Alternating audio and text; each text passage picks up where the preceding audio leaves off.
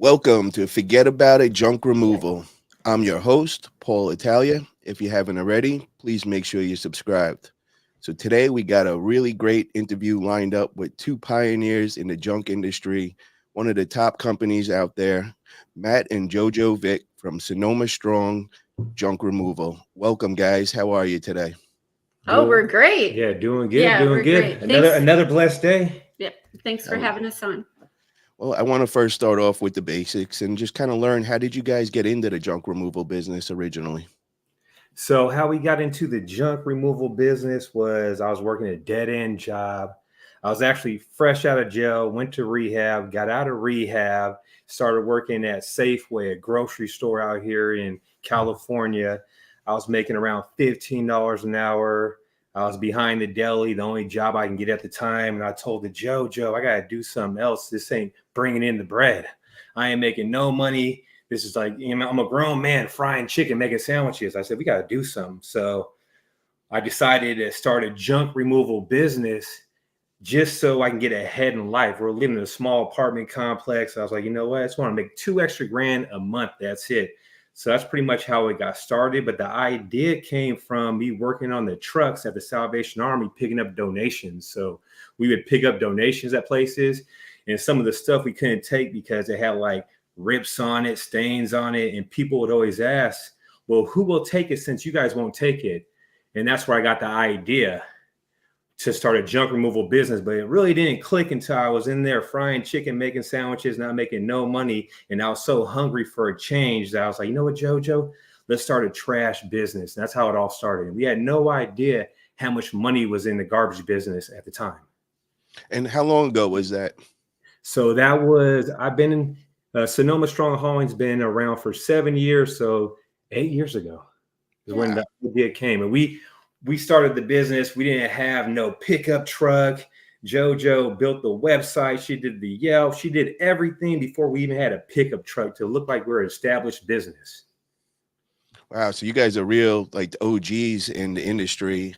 I mean, was it like big back then? Because I know even now, we're kind of just getting off the feet and all it. So 8 years ago, was the junk industry a big thing?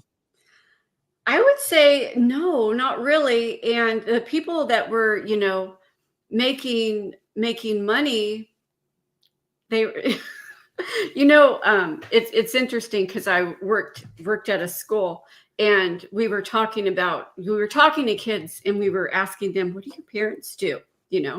And this one little boy said, well, my dad hauls trash. And I was like, oh, is he the one? Because he just had an old truck, and it just said dump runs painted on the side of it. And I said, is that your dad's truck? And he goes, yeah. And I was like, oh. And he could tell by the look of my face what I was thinking. And I remember him saying, there's a lot more money in that than people think. And I didn't understand what this little fifth grader was saying to me until I was like, oh, that's what he meant. Yes, there is money to be made in the junk removal industry. I would say when we first started, we searched too, because we were trying to learn everything we could, and which you should, and you go to YouTube University for that. And we just came across like maybe 1%, 2%, that we were able to like take notes from and learn a little bit from.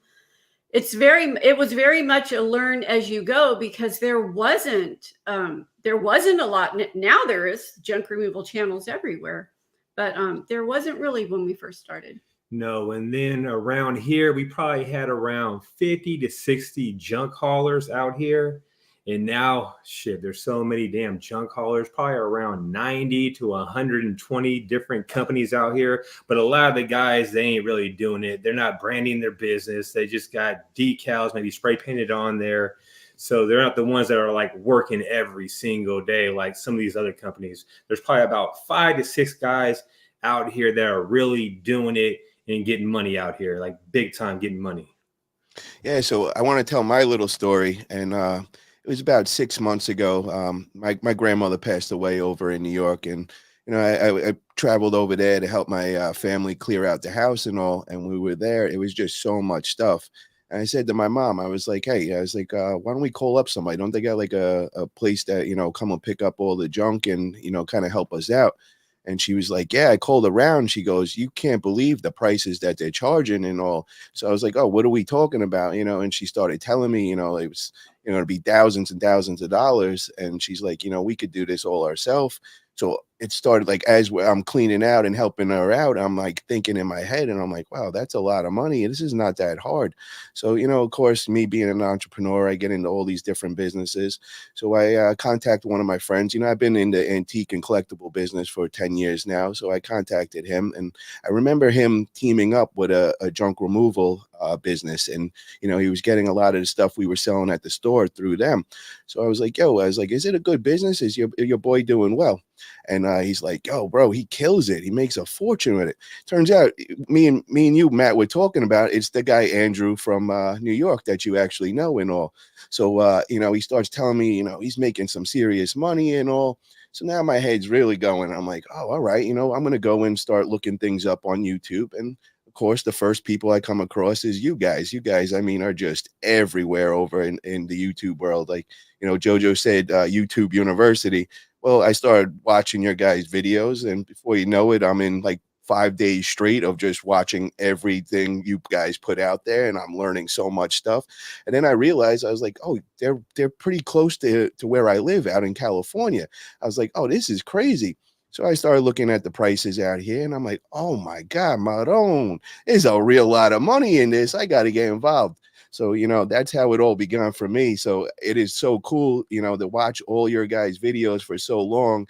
And now I'm finally got, my first interview on a YouTube channel, and I got you guys on here. And I'm like, you guys have pretty much taught me the whole junk industry through all your videos and all. So guys, if you're watching this and you haven't already, get over to their channel, Sonoma Strong Hauling and Junk Removal. Make sure you subscribe to it, because I mean, they are the top people on YouTube. I mean, if you go and type in AI, anything junk removal, they say, well, Sonoma Strong says to do this. And I'm just like, wow, they have really just killed it, and they did it the right way. They're not paying people to do the SEO and all. They did it the organic way. I know you guys always preach that. So very impressive. So I'm very glad to do the first interview with you guys for sure. Right on, right on. We're honored.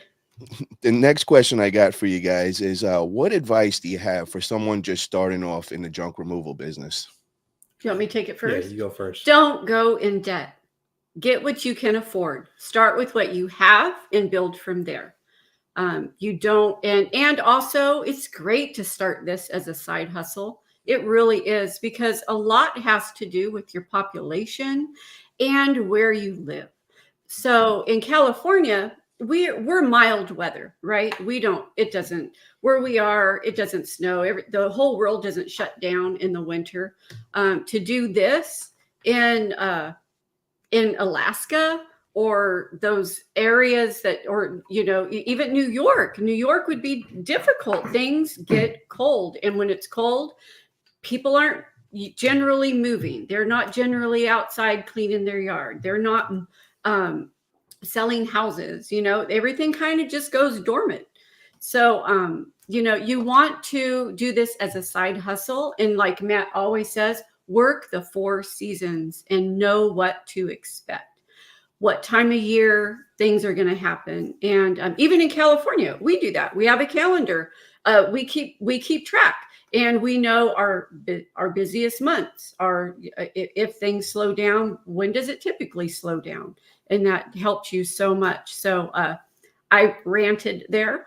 My answer originally was, don't go into debt. You can start this with anything. People get a little utility trailer and pull it with their car, that you already have a pickup truck. You're ahead of the game. Put it to work, make some money. Yeah, what I would do if I first started this business all over again, I would just target the right audience. So if you're just starting this business, what you want to do is hit all the zip codes up and see where the money's at in your counties and target those areas. And don't waste your time in the little hood areas that ain't got the money. You want to hit the soccer moms, the people that don't got time, that have junk at their house and they don't want to go to the dumps. They want to go out to the wineries and do other shit. So you want to target the right audience. And then you also want to learn your dump fees. You want to learn where you can donate stuff, where you can recycle stuff, where there's a free mattress drop-off place. You want to do your research and do your homework on all that stuff before you're just giving prices. And you don't want to be cheap. There's a lot of people out there that are super cheap and leaving a lot of money on the table. And I'm not going to lie, I was one of those guys back in the day. I left a lot of money on the table. And the reason why, I would show up not looking professional. So one thing you want to do is always look professional when you show up with your vehicle in uniform and just look like the big boys. Like you see 1-800 got junk out there, you want to do it just like them. So if you're not looking professional, you're not showing up in a clean vehicle and in uniform, trust me, people are going to try to lowball you. So target the right audience and know exactly where you can drop stuff off for free, where you can recycle stuff, and where the cheapest dump fees are. And that's pretty much, and give it 120%, not 100%, give it 120% and go out there and make shit happen. You're going to have to pound the pavement every single day to get that phone to ring at first. It's going to be scary. But if you got that hustle in you and you're hungry enough and you can be a beast and be out there on social media every single day and staying consistent, trust me, you can build a good business. But if you're lacking and slacking and not doing shit and you're lazy and waiting for shit to fall on your lap, guess what? It ain't going to happen. Yeah, junk removal is an easy business to start. It is. It doesn't take a rocket scientist. A monkey can load a truck. It doesn't, like, anybody can start it. But to have a successful business, you really, really have to do your homework and learn your stuff and have a hustle. It's just like a classroom with students. Anybody can walk into a classroom and sit in a chair, but not everybody's going to get an A. Yes. So, yeah. And you got to be able to sell yourself too. That's one of the most important things. When that phone rings, you got to sell yourself on the phone to get there. Then when you get there, you got to sell yourself and close that deal too. So a lot of people ain't got that gift of gab. They don't know how to talk to people, how to read body language, how to negotiate, how to lock that job in. A lot of people think, oh, someone stole that job from me. They did it for hella cheap. Well, really, that job was never your job from the first place.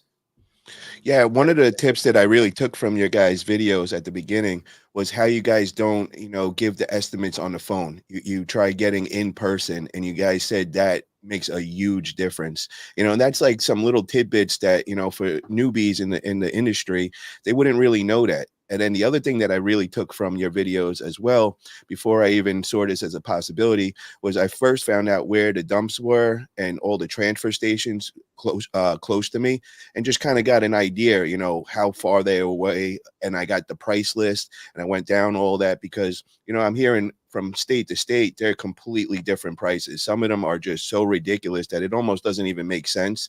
And then the other thing is, a lot of people don't live near a dump or a transfer station. If you got to start going 50 miles just to get over to the dump or whatever, that's not going to work out on a business model. So that was a lot of things that I was learning, like these little details that, I couldn't imagine if you didn't have YouTube and learn from, experts like you guys.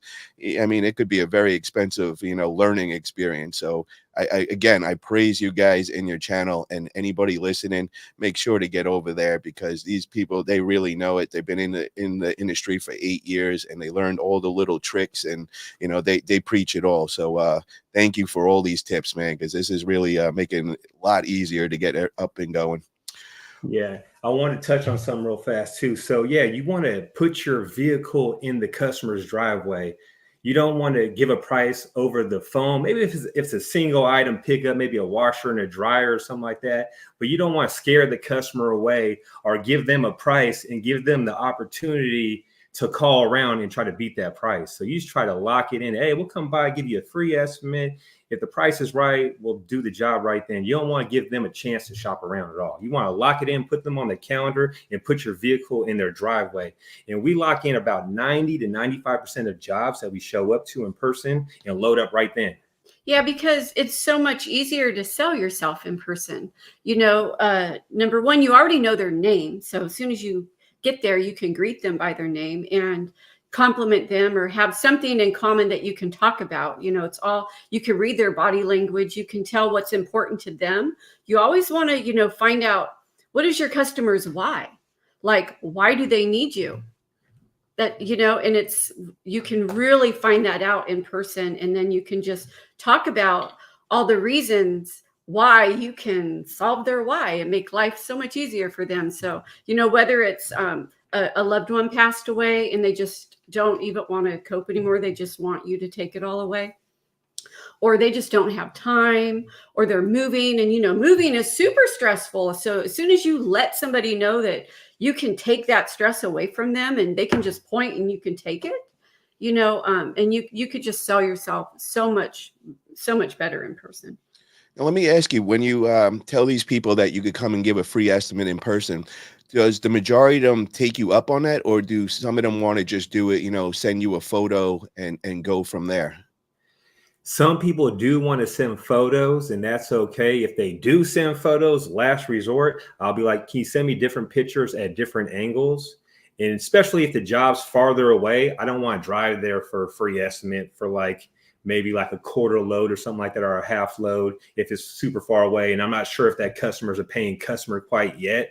So what I'll do in that situation, if I can hear it in their voice that they sound cheap, to me, sounding cheap is like, oh, well, we have a trailer, we would do it ourselves, but we're calling around to see your prices. Or they'll say, we have a lot of good stuff, you can sell this stuff. Those are the type of customers I'll be like, you know what, send me a couple pictures at different angles and we'll give you a ballpark, a roundabout price. So I always got some wiggle room when I get there in person to either bump it up or just negotiate or whatever I got to do. Yeah, we never ever give a firm price over the phone. And one thing I never try to do is give them my full load price over the phone, because I don't want to scare a customer away.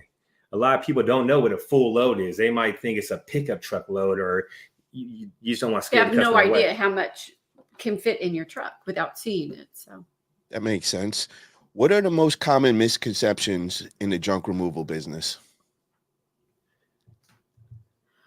So I would say maybe some people, this doesn't happen that often, but it happens sometimes. And people might,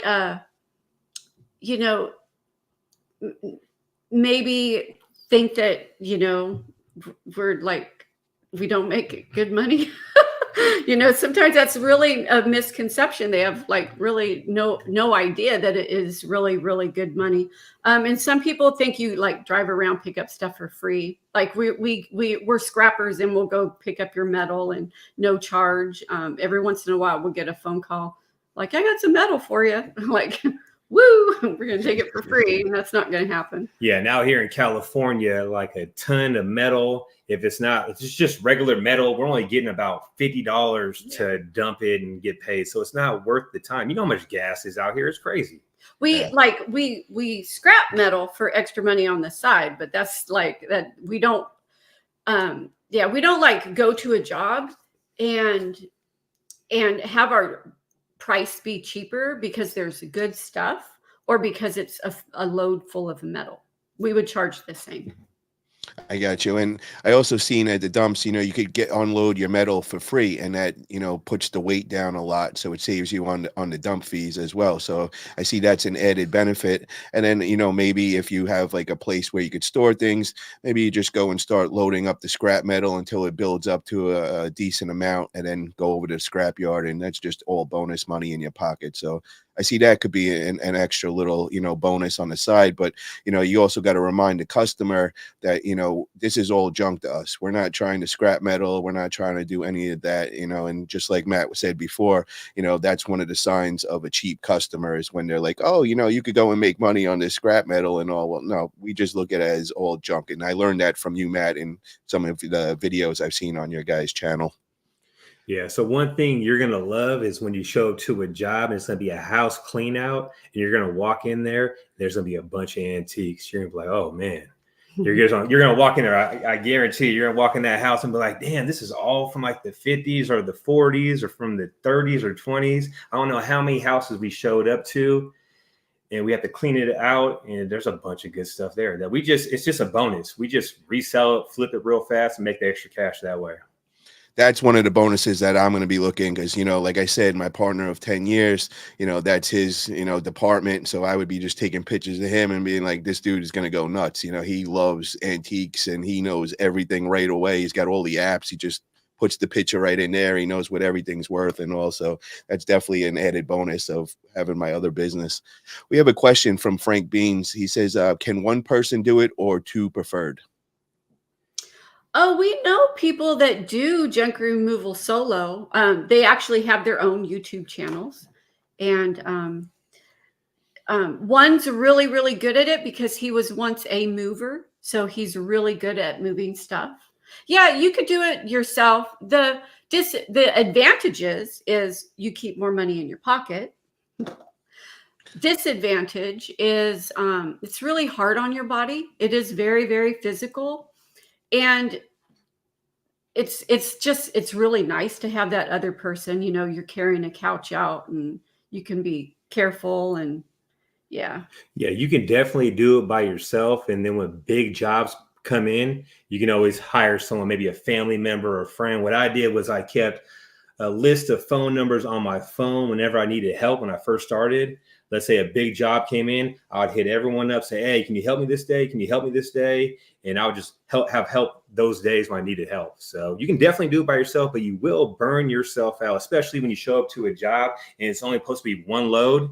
And guess what? There's like 3 or 4 loads there. And you're like, holy shit. And it's 100 degrees outside. And you're like, I got to do all this shit. You're going to burn yourself out for sure. So ideally, what's the best, setup? Say you're up and running for a year, your phone's ringing off the hook and all. How many people do you want on each truck? So right now we have 2 of us on one truck and 1 on the other truck. Ideal, you want 2 in each vehicle, but for us, it works that way. We just have 2 in one truck, 1 in the other truck, and we kind of just like we bounce around. So one guy will go tackle the smaller jobs that he can tackle. 2 people will go tackle the bigger jobs, and when it's a big job, we'll just meet up and knock stuff out. 2 trucks and 3 people. That's the other guy, the superstar, Julio, the baby maker. I know you Oh, guys. the baby maker. Yeah, he got 5 kids, had his first kid at like 14 years old. So yeah. He's a great, I like him, I definitely a fan of him for sure. We got a question from Jay Coben. He's actually from the arm wrestling community. What's up, brother? How you doing? And he wants to know, do you have reseller contacts? So there are people that buy books. There's actually a guy that hit me up. I haven't contacted him yet, but he buys the ivory off the piano keys. I guess piano keys are worth some money. There are some antique people around here that we sell stuff to. And then there's consignment stores you can drop stuff off at. But really, we sell a lot of stuff out of the house. We just put it on Marketplace for a good price and just flip it real quick. Like our money makers that we make money off of are couches, exercise equipment, dressers, music equipment, washers and dryers, stuff like that. Yeah, there's certain things that you just learn that go quick online. I've definitely learned that. I used to be, when I first got into the antiques and collectibles, we used to do the storage auctions and all, and you just start learning, what to see will sell. I remember the first one that I actually picked up, it wasn't many stuff in it, but there was like a box of Zippos, and, I didn't really know too much at that time. And my partner, he just started going crazy. He's like, jackpot. We had about 1,000 Zippos in there. And over the next 2 months, we were selling them. We must have made like 4,000 or 5,000 just over these Zippo lighters. There were all kinds of collectors in there and all. So there's certain things that just, you're going to sell. And the more you do it, you learn what those are. And, you're definitely looking for them as you're doing your jobs and all. How do you prioritize customer satisfaction in your operations? Can you say that one more time? Yeah, how do you prioritize customer satisfaction? How do you make sure like your customer is satisfied with, the way that you work and all that? Like, is there anything special that you guys do or? Yeah, so it really starts on the phone the moment they call. And Matt is the one that generally does the phone calls. And he, once again, is very personable in finding out the person's why and letting them know that that he's the guy that can take care of it. He can take care of all their problems. Their why is solved. And just when we also show up at the job, we never leave until the customer comes back out, looks, make sure everything's gone, and make sure that everything looks good. And we also sweep or below when we're done. And we just really go above and beyond. And also, even if they end up not going with us, we always try to solve their problem. So we don't take hazardous waste, but we will let them know what they can do with it, or who else they could call that could solve their problem. So it's not just all about, landing the job and making the money, but it's also doing such a good service to them that when they do want junk removal and they do want your service, that they won't hesitate to call you because you were helpful with them to begin with. So one thing that we do too is we'll send a text when we're like 15 to 20 minutes out, letting them know, hey, we're heading that way. And then when we show up there too, we let the customers know, you know what, we're going to donate this, we're going to recycle this, and this is all going to the landfill. And people just love knowing that too. So after the job's done, we'll sweep up real quick. And then that's the time we try to get that 5-star review and send them that link because we know they're super happy. Hey, stuff's getting donated. They're keeping it out of the landfill. They actually text me when they were heading this way. Hey, these are good people. And then we'll also, when we show up there, we'll BS a little bit for like 3 to 4 minutes and get to know the customer and make them feel comfortable. Yeah. Instead of just showing up saying, oh, let me see your pile of trash. Oh, that's going to be $500. No, we actually get to know the people a little bit first. So part of branding is definitely the customer experience, right? So you want a person to feel a certain way when they hear your name and logo. So it really starts with that. And when you can pull an emotion out of your customer with your name or logo, then you've really created what we call a brand. Yeah, I could see that. And another thing that I just noticed, I actually shared it on my Facebook, was how you guys help out the community. You're here to clean up the community. I've seen a lot of people doing illegal dumping on the side of the road, and you guys come up and, you'll take it. It's kind of like a charity. You'll come and pick it up and clean up the area and all. And you being out on YouTube, that's a great thing to see. You're here to help out the community, and it's not just all about the money, and you're giving back. That is definitely a great thing for your brand as well. And I made sure to share that because I was very happy to see that for sure. Yeah, we do stuff like that. We also save toys throughout the year. And then during Christmas time, I'll dress up as a Grinch, which I never thought as a grown man, I'll dress up as a Grinch. But it's fun. We'll go out and pass out toys to the kids out here in our county. And it's priceless. The way the kids look at you and come and hug your leg, and they're so happy getting the toy and seeing the Grinch. And people, they just love that, seeing you give back instead of just taking all the time. Yeah. So last year we made it really fun and creative. And we had like a little cartoon thing kind of done with our dump truck. And our dump truck is like wobbling down the hill. And then there was the Grinch inside. And the whole thing on social media was, where is he going to be? And people they were like, where's he going to be? We want to be there. We want to make sure we're there. We're like, keep watching. It was kind of suspenseful, very creative. And finally we're like, Town Green, 5:00, be there, this day. And when we were there, Julio was driving the dump truck.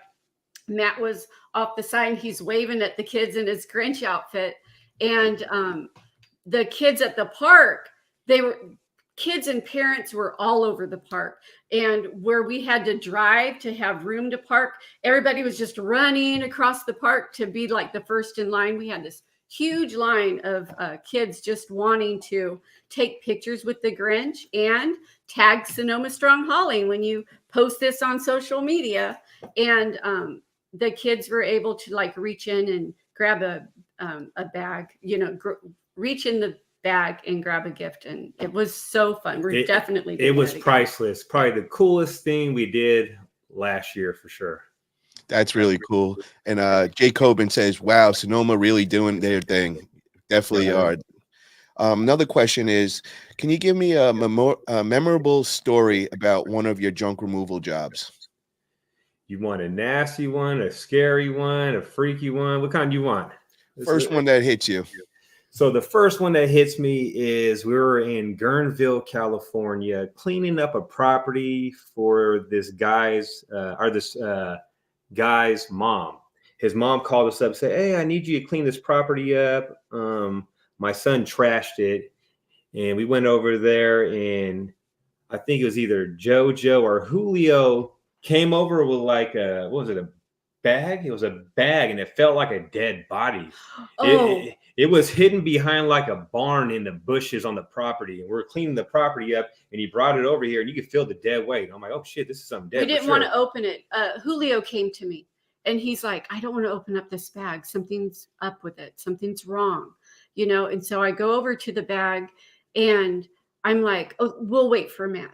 Yeah, I remember because I was like, yeah, there's something wrong. So I ripped the bag open, and there's a blanket having something wrapped up. So I thought it was like a dog or something, because there's some like hair on the blanket and stuff. I'm like, all right, we're gonna check and make sure. Dog, I was like, these people are kind of weird anyway, so let's go to the dumps and open it up. So we get to the dumps. I rip the bag open. I undo the blanket. It falls out. It's a sex doll. Oh my God. It was a sex doll. I was like, what the hell? This dude was over there just smashing this thing. It was, it was like all hidden. It was kind of wrapped like a dead body. It was just really. He didn't want his mom to know that was his girlfriend. You know what I mean? He's over there smashing it when she wasn't there. Wow. Oh my God. So that was going to be one of my next questions, was some of the surprising encounters you've had in removable junk, but I guess that's one right there for sure. Wow. What inspired the creation of Sonoma Strong Hauling and Junk Removal? The name and all. Yeah. So the name originated from the fires that we had. So we started our business right after the first big fires. And, the fires just came through because I've lived in Sonoma County my whole life, except for 7 years I spent in Tennessee, but I was born and raised in Sonoma County and never seen anything like that. So that night there was just fires everywhere. And for the longest time after that, everybody was saying, Sonoma Strong, just stay Sonoma Strong. There were signs everywhere. And we were like, that would be a great name for a junk removal company because it's strong. It has the name Sonoma in it. It's Sonoma Strong. Everybody's searching it right now. Everybody's talking about it. And then we looked at each other and we're like, it's probably like taken, So we did the whole, name thing and the fictitious name statement and run our business license thing. And we were so excited when we were able to use that name because it means a lot, which, at the time, like we didn't know much about starting a business when we started. I think that's one thing that's kind of appealing about our YouTube channel is, you can go back and watch all 450, however many videos, all the way back in the beginning. It's humble and it's authentic. And we really were learning as we went and we documented it. And we weren't really afraid to show our flaws. You're just learning something, and come learn with us. That was our kind of, mentality. But I went off. That's where the name came from. It was from the fires. And we get a lot of business because people have been through that fire and they feel that connection. So a lot of people are like, you know why I chose you? It's because of the name. We lost our house over here and they really love the name. Which is why I started talking about that was the whole, we did a great thing in branding right from the beginning. And we didn't know that that's what we were doing. Yeah, I definitely learned that from your channel and all. And when I realized what it was from, that was very smart. You're hitting home for the people over in the area. And, just like you said, it's one of those names that would definitely come up right away on the Google search, and also very smart with that branding. What tips can you give to the homeowners preparing for a junk removal service? So tips I can give to the homeowners if they want to save some cash is get it ready, put it in the driveway or on the curbside, and you'll get a discount that way. And pretty much call around and just support local. Don't go with the big franchise people. They're going to charge a whole lot more money. And go with a company that got good reviews and people that will show up. A lot of people are moving. Say someone's moving out of state. I don't know how many times I get a phone call and they need someone there that day because they hired a company that was either probably pretty cheap, but they never showed up. So they're like, oh gosh, what am I going to do? I got to be out of here. Can you come today?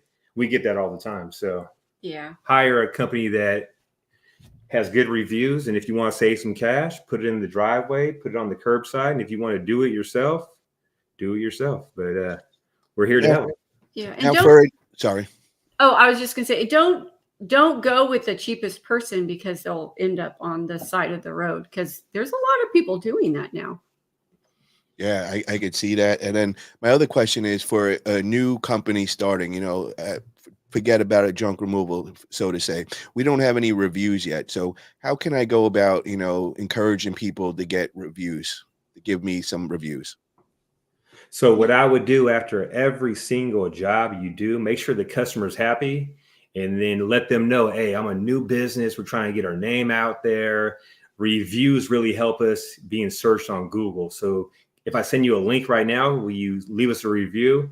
And you can even walk them through it right there too, or offer them maybe $20 off. Hey, we'll give you $20 off if you leave us a review before we leave.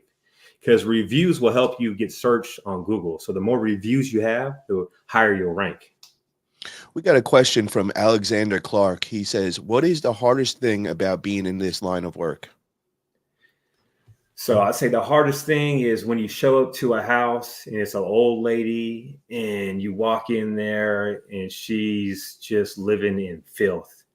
You walk in the house, there's either dog shit, cat shit, trash everywhere, food that's been sitting there on the kitchen floor for years, and they're living like that. And no one has checked on them for 6 months, 8 months, and they might have lost a loved one, maybe a husband or a wife or something, and they just kind of like lost it, went through some depression, and they started living like this. So that's probably the hardest part, is seeing that, knowing that, hey, we got to charge to do the job, because some of these houses are just crazy, like 4, 5, 6 loads, just hoarder houses just stacked to the ceiling. It's just the way people are living. And then when you got to walk away, like the Julio, he cried a couple of times. Yeah, it gets, so there's certain scenarios that you see that could be, really heartbreaking.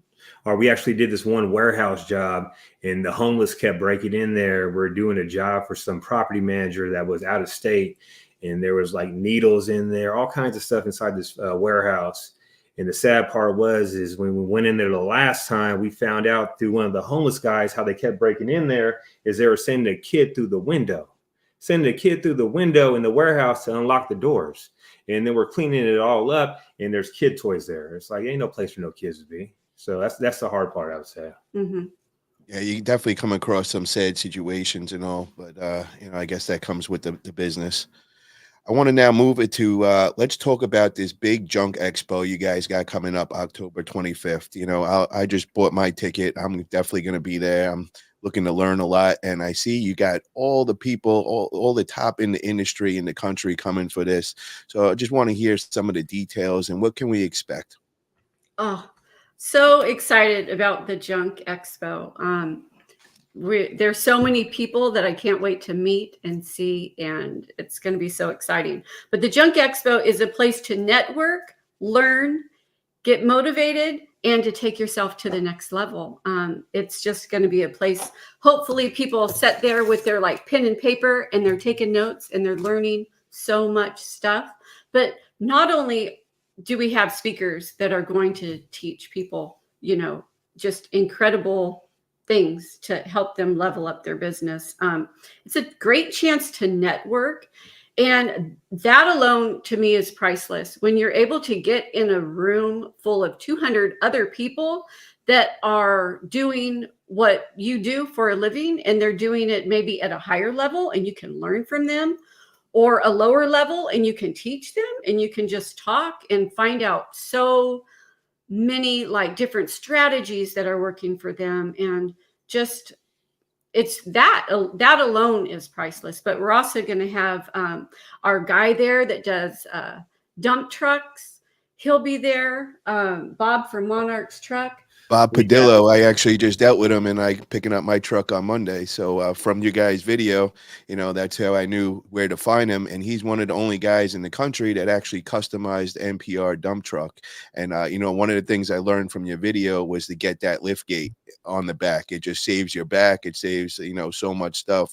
So and then with the custom toolbox and all. So definitely check out if you guys are new in the industry. You're looking to pick up an NPR dump truck. Get in touch with Monarch Trucks. Bob Padilla is the guy over there, and definitely tell him that Sonoma Strong sent you, or you could tell him that Paul Italia as well. So definitely a great resource. Yeah, so we got Bob Padilla showing up. We got Toby with, Wisdom Insurance is going to be there. We got my buddy Andrew with Jedi Junk Removal with Autopilot. He's going to be there. He did over $1 million his first year. We got Matt Fitch. He's a marketing fool. He knows a lot of good ways to market your business. We got Denise Sparks. She's a queen of junk. She's been in the trash business over 30 years strong, and she don't pay for no ads or nothing. So that's someone I really want to meet in person and kind of pick her brain. We got my buddy John with Happy Junk Removal. He's going to be there talking about cogs. We got Ivan. He's from Sacramento. He's going to talk about text blasting your customers that you already have in your database and your CRM. We got Xavier. He worked for 1-800-GOT-JUNK. He was a manager there. He worked for College Chunks. He was a manager there. He has a good ass story. He's a marketing, he just knows what he's doing. We have Kevin Hayes, is how you say it? Yeah, he just wrote a book on leadership. So he actually helped 1-800-GOT-JUNK bring their business up to $9 million. I don't know if it was in Georgia or where it was at, but he'll be there speaking about leadership. There's going to be a bunch of people there in the building, not even the speakers, other people that are there that are running big operations. Like we got Abel. He's going to be there. He's out of, what is it? Temecula.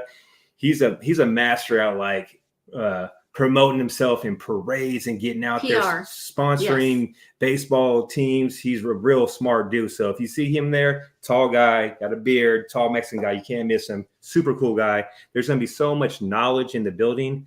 We're going to learn a whole lot, and we can't wait. Yeah, we're also going to have Sinorama there, which is the people that did our wrap on our truck. So they're going to be there. Yeah, so it's going to be off the hook for sure. The first one on the West Coast. So we're excited about that.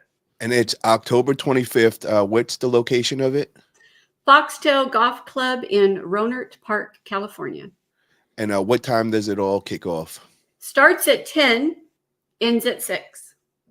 Very cool. And I'm looking very forward to that. And then another thing I wanted to say was you guys brought up Toby Stubbs. He is the commercial insurance guy. He helps out all the junk companies.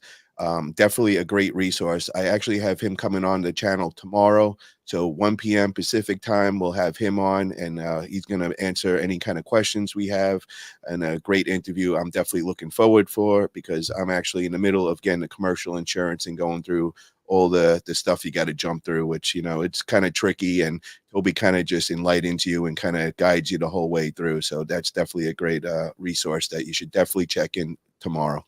Frank Beans has a good question here. He goes, is money up front for the jobs?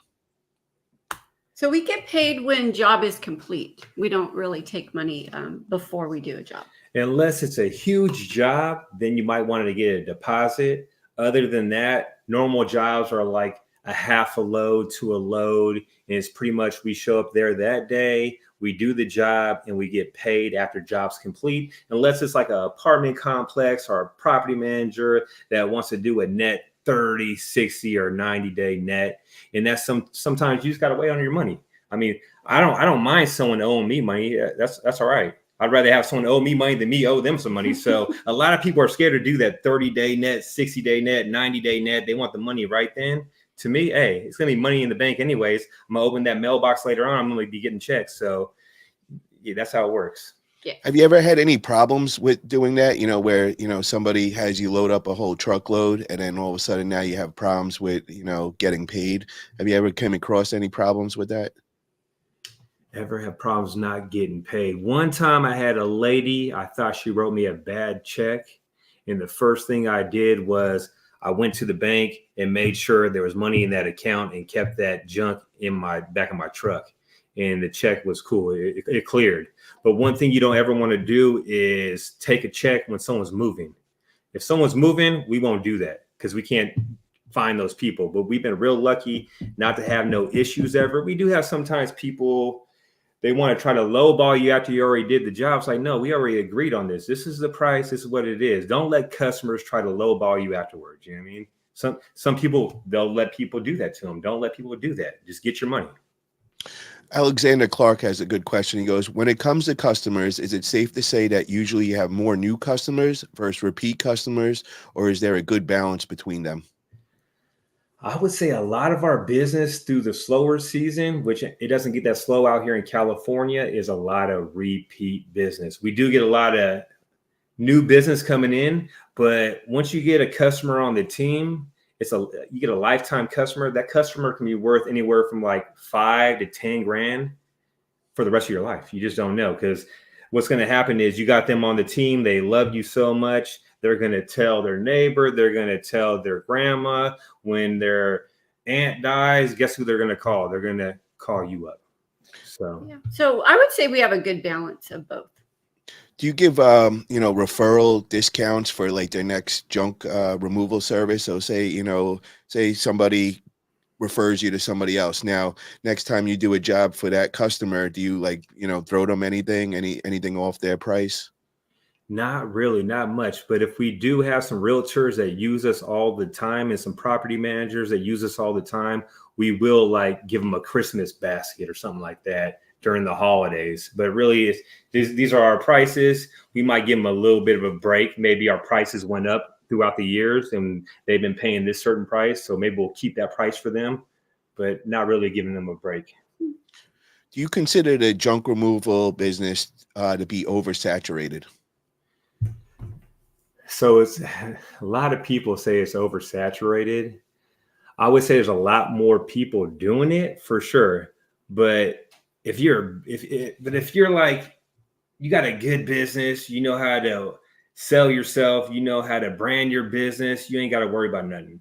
I feel like the people that complain about it being saturated, they're just not out there getting money. They're blaming the next person because they're not putting in 120%. They're not waking up, putting out 50 signs and doing all this shit. I mean, it's more people doing it, but when I go to the dumps, I'm not seeing many people working like we're working. We're working every single day. So it's all about how hard you want to hustle. You could say it's saturated, but it's not really. There's a lot of people doing it, but there's only certain people out there that are doing it at a certain level. Certain level, yeah. I understand that. And it goes back to what you were saying before with all your branding, how you close the deal, coming looking professional, having your truck in the driveway, all that stuff matters. And, that's going to separate you from the rest. So it's just like other home services. If you, let's say you have a house and you want it landscaped and you go online and you're searching landscapers in your area, a whole bunch of people are going to pop up. And some are doing much better than others. How do you find like your junk removal jobs? Where does most of them come from?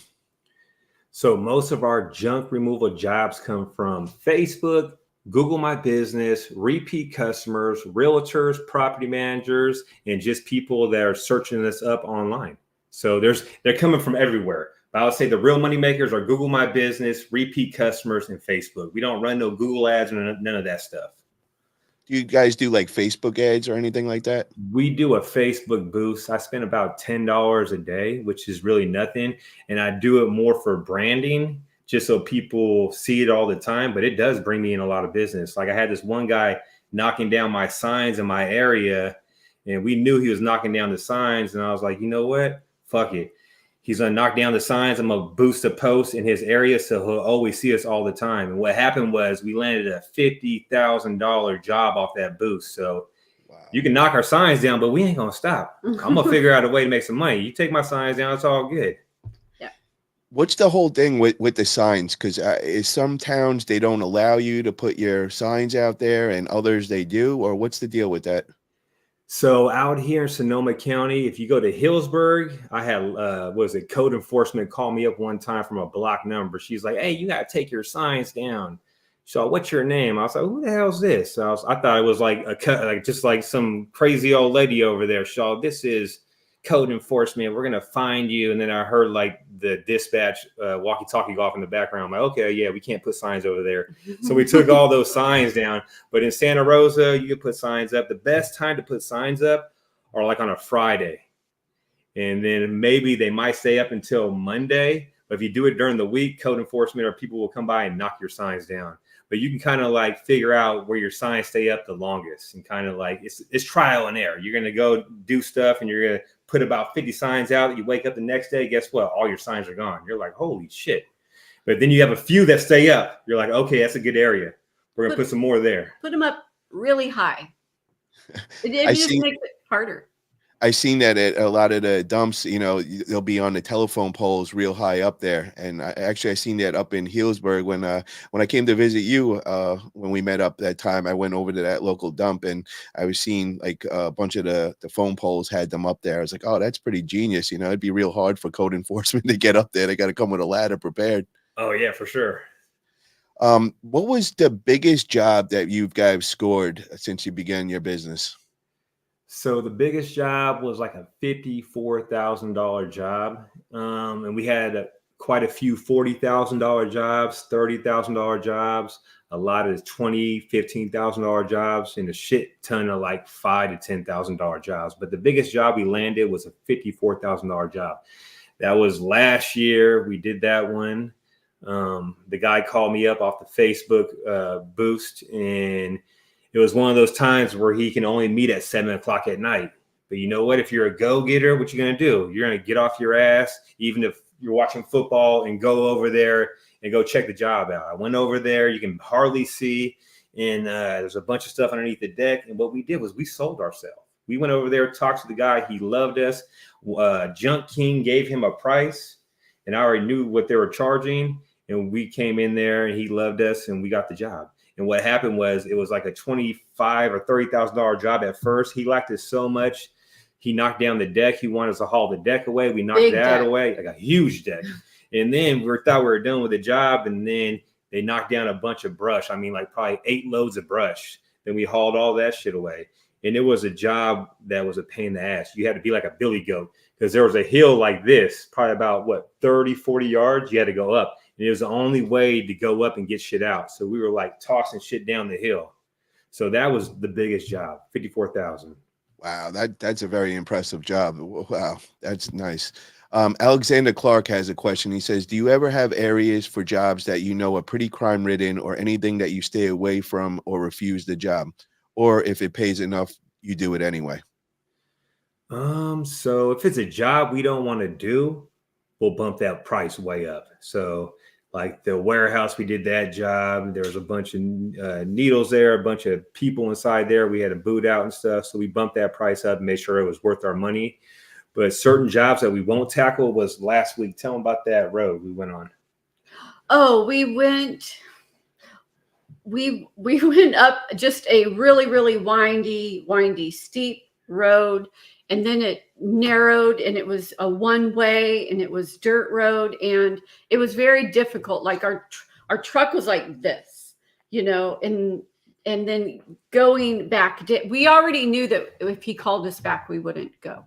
We knew that getting there, but coming down, our brakes, you could just smell them. It was horrible. We had it in first low gear, yeah, and then Matt was complaining that even though he was pushing down as hard as he could on the brakes, it wasn't really like stopping or like slowing down like it should. And it was very scary. And I think we put it in our last video, but we won't go back. I was like, Jojo, is there a bottle cap or something underneath the brakes? I'm trying to brake right now. Check that shit. Check that shit. I even pulled the emergency brake one time to slow down. I had to like in low. I pulled the emergency brake a little bit. I was like, holy shit, you can just smell the brakes. So bad. So we won't do that again. Never again. But we also won't do jobs where there are squatters there anymore. Okay. And now the other thing that question that comes from that is you guys have the NPR dump truck, and I've seen you guys started off with the dump trailer. I couldn't even imagine doing that job with a dump trailer because it'd be so hard to even turn around or fit on that road. So with the NPR, what I'm hearing is it's the best with turning radius and getting in those hard to get areas. And somebody came onto my YouTube channel when I put a picture of the dump truck that I just got, and they're like, "Oh, that was not a smart decision. You should have got one of those roll-offs instead, and that's the way to start off." And I was like, I'm kind of following the top guys in the industry. I kind of learned from you guys. I watched your videos. You guys preach the NPR. I also see 1-800-JUNK also does that. Junk Kings, all the top in the industry. So I kind of went back at them. I was like, no, I'm learning from the best and all, and they're like, "Oh, that's not the way to do it." So what's your whole thought? Like, if you got the money to start off, what would you start off with? I would start off with the NPR Isuzu, just like the one you got. That thing can turn around on a dime. There's a lot of jobs out here that the guys with the truck and the trailer, they can't get to, like Forestville, Guerneville. There's some roads that you can't turn around. Once you get to that house, there's no way you can back a trailer up or do anything unless you unhook it, and it's a pain in the ass. So the NPR Isuzu, if you have the cash, it is the best junk removal vehicle out there. And it's the reason why 1-800-GOT-JUNK has it, Junk King has it. It's the best you can get. Yeah, that makes sense. And I like to follow guys that are actually doers and, that are very successful in the business. And that was the one thing that I noticed. Everybody went with that model and everything. So that was one I wanted to follow. I didn't want to mess with the dump trailer at the beginning. And I also know about the whole roads up in the mountains. I'm in the marijuana business up there. And, even going with my big pickup with the big wheels on it, some of those roads and, you're hanging off a cliff and all. And that just hit me. And I'm like, if I had a dump trailer on here, I'd be dead right now. So, the NPR is definitely the way that I wanted to go. I didn't want to run into those problems. So that was why I went with that. What are some ways that you can fail in the junk removal business? Some ways you can fail in the junk removal business is not answering your phone, not showing up in person, doing shitty work, showing up and trying to switch it on the customer. There's people out there that will actually show up to a job, give a customer a price, and then when it's time to get paid, guess what they do? They try to hit them with an even higher price. And that's not the way you run a business. You want to have people on the team for the long run. You don't want to do dirty business. So, and also if you don't do your homework, do your research and go at it 120% and give it your all, you're going to fail. So, and a lot of people, they don't tuck their money away. They see the money coming in. They're like, "Oh, I'm making good money. I made 20 grand or 10 grand last month. I'm going to go on vacation out here in Hawaii." And then all of a sudden they have all these payments they got to pay. And then the slow season hits, and wherever they live at, if it's snowing and shit, guess what? Ain't no one wanting nothing done unless you're snow plowing or doing something like that. And that's where it gets real scary, is when people try to grow too fast and not let the market tell them when to grow. So that's one of so the growing too fast is one of the things I was going to say. But I was also going to say, just being too cheap. Being too cheap, you won't make the money you need to have your insurance and have your just things you need to run a business. So being too cheap, you'll run around doing a ton of jobs and making hardly any money, and you'll just be wasting your time.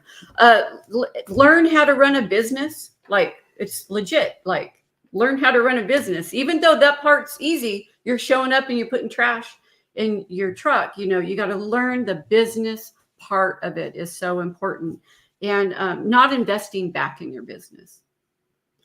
And I would say these customers, they're not your friends, they're customers. Treat your business like a business. So make sure, like JoJo said, you charge enough. You make your money. You tuck your money away. You might need a sacrifice for a year or two to get where you want to be, but always have a business plan written down and some goals set. And maybe a weekly goal. Maybe you want to hit 10 grand that week or 15 grand that week. Write that shit down and go after that. And then maybe a monthly goal, you want to hit 30 grand or 40 grand or 50 grand. Write that shit down and try to make it happen. Like, I got a goal list on my mirror that I look at every single morning when I brush my teeth of what I want to do. And what I do is I knock that shit off. Bam, bam. All right, did that. So I'm always trying to be a better person every single day. I'm trying to give it 120%. and be 1% better every single day. And I got goals I'm trying to hit. You don't want to get comfortable. When you get comfortable, there's another guy over here starting a trash removal business, and he wants everything you got. He wants your clientele. He wants not just one of your dump trucks. He wants 2 of your dump trucks. So you got to be on the hustle and not slack off. Always stay hungry. I like that. Yeah. Jojo said earlier about the different seasons in California. When is the busy season? When would you consider that time? And when would your slower season be? So, yeah, and it's not always super reliable, but I always said when the flowers start blooming, junk removal's booming. Oh, Because when it is nice outside, so it doesn't really mean, it doesn't matter the time of year here, because we don't get snow and stuff. But if it's rainy and cold, your phone typically rings just a little bit less. But as soon as it's nice weather and people are out there, they're doing yard work and they're getting ready to move and just all kinds of stuff, then yes, the phone rings. Our phone seems to ring more on a Monday. I don't know why that is. You would think when we first started, we were thinking the weekends will be the time that our phone would ring, but really it's Monday. So I don't know if people are spending their whole weekend going through their kids' stuff, their closets, their garage, and then Monday they're ready to just purge and get rid of all of it. But for some reason, Mondays, our phone rings. So it does typically slow down a couple of weeks, maybe before school starts. We don't know why, but that seems to be every state I've heard complain about the back to school slowdown. So I don't know if parents are just their mind is just on back to school clothes shopping, getting the kids, their teachers and all that stuff. I'm not sure why it is, but it does slow down around back to school. Yeah, and the junk removal business, it's unpredictable. Sometimes you might have a slow week, especially when you first start out. Maybe you did a job, $300 here, $400 here, and then all of a sudden 2 days goes by, your phone's crickets. You start second guessing yourself, is this the right move? Did I do the right thing? And you're worried and stuff. And then all of a sudden you get a job, no job's a job, and your month's going like this. And then all of a sudden you get that $10,000, $20,000 job that just comes in and it makes it for the whole month. You're like, damn, December one year was our best time of the year one year. We did 50 something grand around that time. This was back in the day. And it was at the time, it was our best month we ever had. What the hell? December. A bunch of big jobs came in that month. So it's you just never know. So you always got to answer your phone. I don't care if you're taking a shower, taking a shit, answer that phone no matter what. That makes sense. And with the whole school thing, maybe I was thinking, people are paying for all back to school supplies and all, and money might be a little tight. So, they might wait to maybe after that's going on. And, I was thinking right before the holidays as well, might be a little time to slow down. But now just hearing December, you guys had a $50,000 month, maybe that might not be true. Yeah, I think we worked on Christmas Eve, 3 years in a row, huh? We did. Yeah, so it don't slow down that bad out here in California, which we're lucky. And where you live at and where we live in the best counties pretty much out here. Yep. Where the money's at. So. Money County, we call Marin County. Money County. Yeah, for sure. Which leads me to one thing that failing in this business, not targeting your right audience. So you have to know who your audience is. And we touched on that a little bit, but it is what I call a luxury service, right? And so if you think of it like a luxury service, where are the neighborhoods where people are paying for somebody to come and clean their house?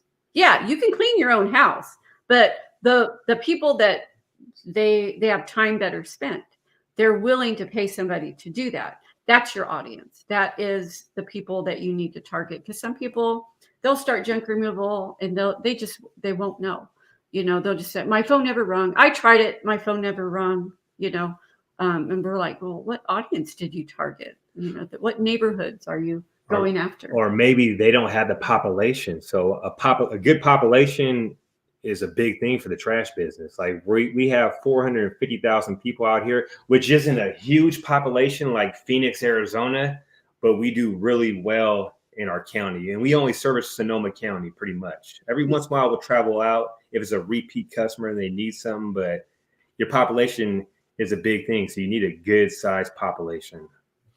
Jay Corbin, smaller than Sonoma County. Say that again. You wouldn't want anything smaller than Sonoma County. I remember hearing that on Andrew Thompson's channel. He made that clear. You know, he's down in LA, and I think there's 500,000 people there. So that was one of the things that I went and researched right away. And I see that we're right there, right next to him, and it's a great population up in North Cal. Jay Corbin asks a question, which I actually know the answer. He says, "Do you need a special license to drive the NPR?" No, not at all. And that's what makes this beautiful. It's right at that weight limit where, you know, you don't need a CDL license. So, you know, it saves money when you want to hire other employees, because if they have a CDL license, they're going to want a much higher salary as well. Is there anything you'd like to add to that, Matt? No, you're 100% correct. You just need a normal driver's license, pretty much. Alexander Clark, he says, do you schedule jobs by higher paying or distance to jobs, or by who calls first? So pretty much the way I schedule jobs are, I try to schedule the hardest jobs first thing in the morning. If we're knocking down a shed or something like that, or doing a hot tub, we're doing that first thing in the morning. And then pretty much I'll look at my CRM and I'll see where the jobs are located at. So if there's 3 jobs in Santa Rosa, we'll put the job that comes in that time slot, maybe a 3 or 4 hour. We do a 2-hour time slot. So we try to put all the jobs in the same area. Back in the day when I first started, we were zigzagging around like this, wasting hell of time, driving this way, that way, this way. So you really, really want to manage your time. And when jobs come in, look at your calendar. What city is it in? You're going to be in that area. Put the job that day when you're in that area. And if it's a tough job, put the tough jobs first thing in the morning and try to tackle the easier jobs later on in the day. And also, I remember seeing something on your channel when it was saying, you know, when people were trying to get a lower price or whatever. And I seen that you said, well, you'll schedule, if you got another job locally and it's, you know, only like 1 or 2 items, and, you know, you tell them if they put it by the curb, you could come and pick it up, because you now know you could fill it in on another job, you know, and it pays off for you guys to do that. So that was something that I saw that could be very valuable, you know. Yeah, for sure. I want to thank you guys for coming on today. It was amazing, you know, interview. I just love all the knowledge I'm learning from this, and, you know, I'm hoping that the community gets a lot back from that. Also want to thank for the people in the chat. I want to Frank Beans, Jay Corbin, Alexander Clark. There was some great questions from you guys. Really appreciate the support. And I also want to shout out again one more time. Get your tickets to October 25th.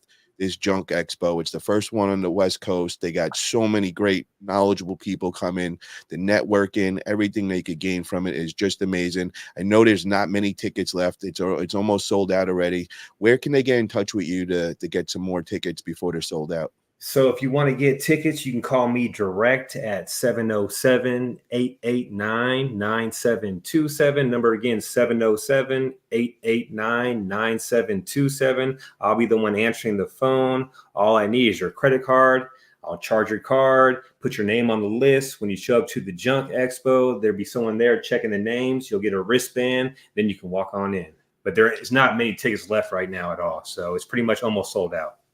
And also get over to their channel, guys. If you guys are new in the industry, or if you've been in for a while, you could just learn so much from them. Sonoma Strong Hauling and Junk Removal, they are the top in the industry. I've been learning so much from them over the past 6 months. You know, it is just, you know, the YouTube university, as JoJo said earlier.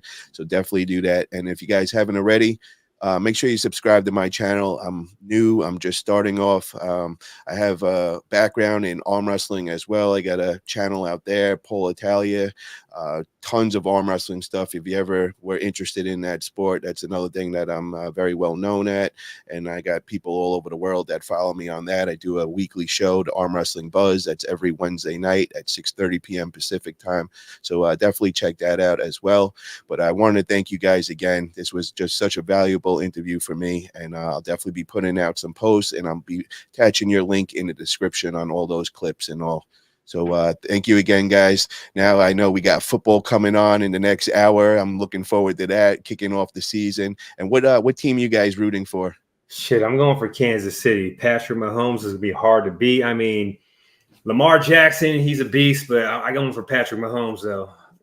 So And that's your team altogether, like Kansas City Chiefs? No, it's not my team altogether. I'm a Raider fan. I'm a Bay Area fan. So really, I wanted the Niners to whip their ass last year, but Patrick Mahomes is just a beast. He's hard to take down. So it's going to be a good game tonight for sure. Well, I also want you guys to check out my man Tyson Bagent. He is the backup quarter for Caleb Williams in the Chicago Bears. You know, Travis Bagent, his father, he's one of the most famous on the planet. Also one of my best friends. I go to most of the Chicago Bears game. Any arm wrestler is now a Chicago Bears fan. So I'll be going to all those games. But before that, you know, my girl, she's a diehard Philadelphia Eagles fan. We usually fly in for all the home games and that. So love football, you know, definitely going to be following, and can't wait for tonight's big game. So who you got tonight? I'm going to go with Kansas City. I know Taylor Swift's got her little Swifties going and all, and I put out a little meme earlier that, you know, she's suiting up and she got a helmet already. So, you know, but yeah, I'm going with Kansas City tonight. But like I said, I've been following everything with the Chicago Bears. They had that new HBO show where it kind of shows the background of all the players. And, you know, my boy Travis has been on like at least 4 episodes. They just had them at the big arm wrestling event in Kansas City last weekend, and that was all there. And, you know, we're connected with all of them. Like I said, I go to all their games. We're sitting in the suites with the owners and got to meet the general manager. All the players know us and all. So really, really cool experience that we've been getting to experience and all. And I'm telling you, Tyson Bagent, guys, I've been watching this kid since high school, going to all his games. He's something special. He came from a Division II college team, which that does not happen.